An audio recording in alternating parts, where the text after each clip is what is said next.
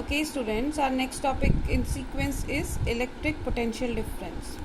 As I have written here definition, it is between 2 points is defined as amount of work done in carrying a unit positive charge without acceleration from one point to another along any path. Means the amount of work done in carrying a unit positive charge from one point to another. One point to another means from which point we have to find out the potential difference. To understand this, we can focus over the single words only, the amount of work done. It means the work done per unit charge can measure the potential difference, right? To understand this, let us consider we are having test charge Q. Now the question that comes to us, how the work done measure the potential difference. This source charge is having the field lines directed outward, as we can show here. These are directed outward. All the lines are directed outward for the positive charge. Fine. Now we can see clearly the field line density is more near the charge. If I draw a circle here, this much area, you can see in this area there are two lines, and for the same area farther apart there are not two lines. But if we can draw more lines, we can see that the field lines goes on decreasing.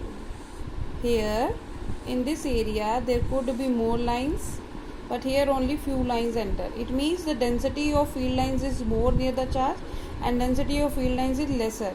Or we can say the force experienced per unit charge is more at this point as compared to this.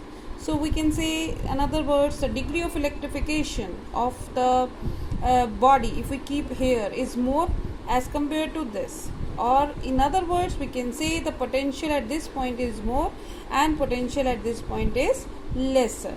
So if we need to bring a body from A point to a B point, so it means we are bringing it from the lower potential part to the higher potential part against the electric field. Against the electric field, it means we have to do some work against this electric field in taking the charge body unit positive test charge from lower potential to higher potential. Naturally, if we have to take the body from higher to lower, we need not to do any work. But if we are taking it from lower potential body to higher potential body, we have to do some work. This could be explained by the examples of water filling over a tank.